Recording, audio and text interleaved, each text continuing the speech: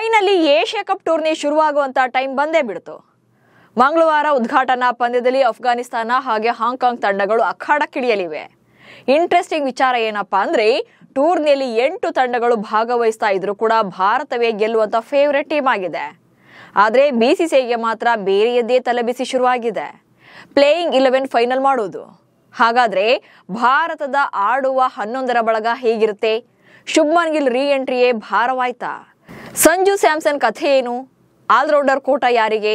Bowling squad ಹೇಗಿರುತ್ತೆ? ಈ ಬಗ್ಗೆ ಡಿಟೇಲ್ಡ್ ಆಗಿ ಹೇಳ್ತೇನೆ. ನಾನು ಶಾಂತ. ನೀವು ಸುದ್ದಿಯಾನದ ಸಬ್ಸ್ಕ್ರೈಬರ್ ಆಗೋದಕ್ಕೆ ಮರಿಬೇಡಿ. 2025ರ ಏಷ್ಯಾ ಕಪ್ ಟೂರ್ನಿಗೆ ಸೂರ್ಯಕುಮಾರ್ ಯಾದವ್ ನಾಯಕತ್ವದಲ್ಲಿ ಟೀಂ ಇಂಡಿಯಾ ಮ್ಯಾನೇಜ್ಮೆಂಟ್ 15 ಆಟಗಾರರನ್ನ ಸೆಲೆಕ್ಟ್ ಮಾಡಿತ್ತು. 17 ಆಟಗಾರರನ್ನ ಆಯ್ಕೆ ಮಾಡುವಂತ ಅವಕಾಶ ಇದ್ರೂ ಕೂಡ 15 ಜನರನ್ನೇ ಫೈನಲ್ ಮಾಡಿತ್ತು.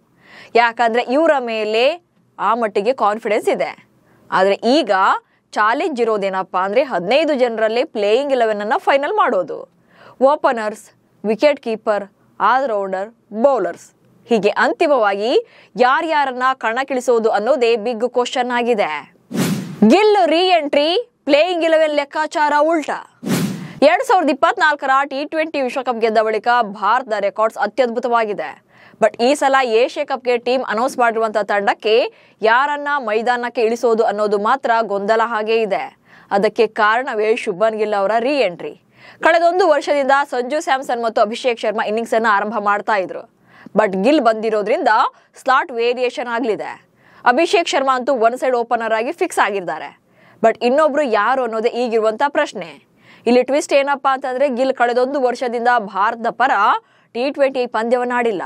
2024ರ ಜುಲೈ 30ರಂದು ಶ್ರೀಲಂಕಾ ವಿರುದ್ಧ ಕೊನೆ ಬಾರಿಗೆ ಭಾರತ ಪರ ಕಣಕ್ಕಿಳಿದಿದ್ದು. ಈಗ ಏಷ್ಯಾ ಕಪ್ಗೆ ವೈಸ್ ಕ್ಯಾಪ್ಟನ್ ಆಗಿ ಬಂದಿದ್ದಾರೆ. ಸೊ ಗಿಲ್ಗೆ ಸ್ಲಾಟ್ ಅಂತೂ ಕೊಡ್ಲೇಬೇಕು, ಅವರು ಬ್ಯಾಟಿಂಗ್ ಮಾಡಲೇಬೇಕು. ಆದ್ರೆ ಯಾವ ಸ್ಲಾಟ್ ಅನ್ನೋದೇ ಇಲ್ಲಿರುವಂತ ಕನ್ಫ್ಯೂಷನ್. ಹೀಗಾಗಿ ಭಾರತಕ್ಕೆ ಶುಭ್ಮನ್ ಗಿಲ್ ಒಂಥರ ಭಾರ ಅಂದ್ರೂ ಕೂಡ ತಪ್ಪಾಗ್ತಾ ಇಲ್ಲ. ಆದ್ರೆ ಇಲ್ಲಿ ಗಿಲ್ ಕಾರಣಕ್ಕೆ ಡೈರೆಕ್ಟ್ ಎಫೆಕ್ಟ್ ಆಗ್ತಾ ಇರೋದು ಮಾತ್ರ ಸಂಜು ಸ್ಯಾಮ್ಸನ್ಗೆ. ಒಂದೇ ವರ್ಷದಲ್ಲಿ 3 ಸೆಂಚುರಿ ಸಿಡಿಸಿದ್ದಾರೆ ಸಂಜು. ಭಾರತದ ಪರ ಇತ್ತೀಚಿನ T20 ಪಂದ್ಯಗಳಲ್ಲಿ ಸಂಜು ಸ್ಯಾಮ್ಸನ್ ಸ್ಫೋಟಕ ಓಪನರ್ ಆಗಿದ್ದಾರೆ. ಅಭಿಷೇಕ್ ಶರ್ಮಾ ಜೊತೆ ಸಾಲಿಡ್ ಇನ್ನಿಂಗ್ಸ್ ಗಳನ್ನ ಕಟ್ಟಿದ್ದಾರೆ. ಅದರಲ್ಲೂ ಕಳೆದ 1 ವರ್ಷದಲ್ಲೇ 3 ಸೆಂಚುರಿ ಸಿಡಿಸಿದ್ದಾರೆ. 2024ರ ಅಕ್ಟೋಬರ್ 12ರಂದು ಹೈದರಾಬಾದ್ನಲ್ಲಿ ಬಾಂಗ್ಲಾದೇಶ ವಿರುದ್ಧ ತಮ್ಮ ಚೊಚ್ಚಲ T20 ಶತಕವನ್ನು ಬಾರಿಸಿದ್ರು.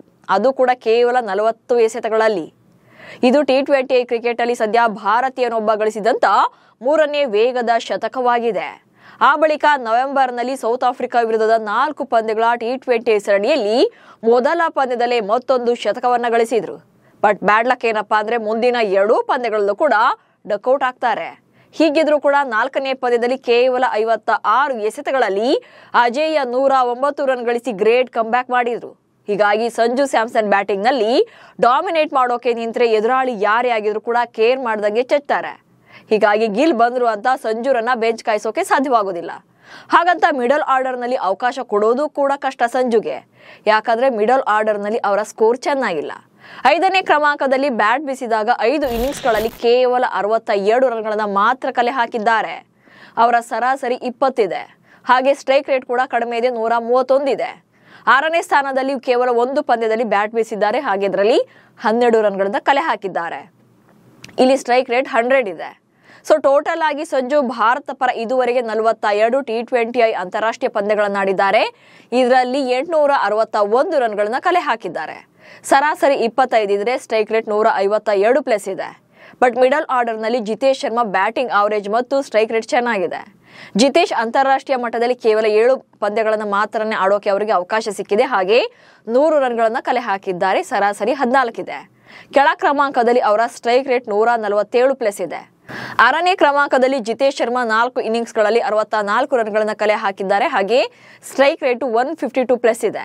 So middle order calculation ಅನ್ನ ನೋಡಿದ್ರೆ ಸ್ಯಾಮ್ಸನ್ ಗಿಂತ ಉತ್ತಮವಾಗಿದೆ. ಹೀಗಾಗಿ ಒಂದ್ ವೇಳೆ ಗಿಲ್ಗೆ ಟಾಪ್ ಆರ್ಡರ್ ನಲ್ಲೇ ಕಣಕ್ಕಿಳಿಸಬೇಕು ಅಂತಿದ್ರೆ ಬಹುಶಃ ಸ್ಲಾಟ್ ಕೂಡ ಚೇಂಜ್ ಆಗಬಹುದು. ಅಭಿಷೇಕ್ ಸಂಜು ಓಪನರ್ಸ್, ಗಿಲ್ಗೆ 3ನೇ ಸ್ಲಾಟ್. ಇನ್ನು ಎಂದಿನಂತೆ ಅಭಿಷೇಕ್ ಶರ್ಮಾ ಜೊತೆ ಸಂಜು ಸ್ಯಾಮ್ಸನ್ ರನ್ನೇ ಇನ್ನಿಂಗ್ಸ್ ಅನ್ನು ಓಪನ್ ಮಾಡೋಕೆ ಕಳಿಸಿದ್ರೆ ಇಲ್ಲಿ ಶುಭ್ಮನ್ ಗಿಲ್ಗೆ ಸ್ಲಾಟ್ ಅನ್ನ ಚೇಂಜ್ ಮಾಡಬೇಕಾಗುತ್ತೆ. ಅಂದ್ರೆ ಶುಭ್ಮನ್ ಗಿಲ್ಗೆ 1 ಡೌನ್ 3ನೇ ಕ್ರಮಾಂಕದಲ್ಲಿ ಬ್ಯಾಟಿಂಗ್ಗೆ ಅವಕಾಶವನ್ನ ಮಾಡಿಕೊಡಬಹುದು. ಹಾಗೆ 4ನೇ ಕ್ರಮಾಂಕದಲ್ಲಿ ಕ್ಯಾಪ್ಟನ್ ಆಗಿರುವಂತಹ ಸೂರ್ಯಕುಮಾರ್ ಯಾದವ್, ಇನ್ನು 5ನೇ ಕ್ರಮಾಂಕದಲ್ಲಿ ತಿಲಕ್ ವರ್ಮಾ ಬ್ಯಾಟಿಂಗ್ಗೆ ಬರ್ತಾರೆ. ಸೊ ಇದಿಷ್ಟು ಬ್ಯಾಟಿಂಗ್ ಕೋಟಾ ಅಲ್ಲಿಗೆ ಕಂಪ್ಲೀಟ್ ಆಗುತ್ತೆ. ಆ ನಂತರ ಆಲ್ರೌಂಡರ್ಸ್ ಕೋಟಾದಲ್ಲಿ ಕಣಕ್ಕಿಳಿಸುವಂತ ಸಾಧ್ಯತೆ ಇದೆ ಬೇರೆ ಆಟಗಾರರನ್ನ. ಮಿಡಲ್ ಆರ್ಡರ್ ನಲ್ಲಿ ಅಕ್ಷರ್ ಪಟೇಲ್ ಮತ್ತು ಹಾರ್ದಿಕ್ ಪಾಂಡ್ಯ ಇಬ್ಬರನ್ನು ಕೂಡ ಪ್ಲೇಯಿಂಗ್ 11 ನಲ್ಲಿ ನೋಡಬಹುದು. ಮೀಡಿಯಂ ಫಾಸ್ಟ್ ಬೌಲರ್ ಆಗಿರುವಂತಹ ಶಿವಮ್ ದುಬೆ ಬೆಂಚ್ಗೆ ಸೀಮಿತ ಮಾಡೋದು ಬಹುತೇಕ ಫಿಕ್ಸ್ ಆದಂತೆ ಇದೆ. ಹಾಗೆ ರಿಂಕು ಸಿಂಗ್ ಕೂಡ ಆಲ್ಮೋಸ್ಟ್ ಅವಕಾಶ ಕೈತಪ್ಪುವಂತ ಸಾಧ್ಯತೆ ಇದೆ. ಅಂತಿಮವಾಗಿ ದುಬೈ ಪಿಚ್ ನ ಗಮನದಲ್ಲಿ ಇಟ್ಕೊಂಡು ಯಾರಿಗೆಲ್ಲ ಅವಕಾಶ ಕೊಡ್ತಾರೆ ಹಾಗೆ ಯಾವ ಸ್ಲಾಟ್ ನಲ್ಲಿ ಇಳಿಸ್ತಾರೆ ಅನ್ನೋದೇ ಈಗಿರುವಂತಹ ಪ್ರಶ್ನೆ. ನಮಸ್ಕಾರ.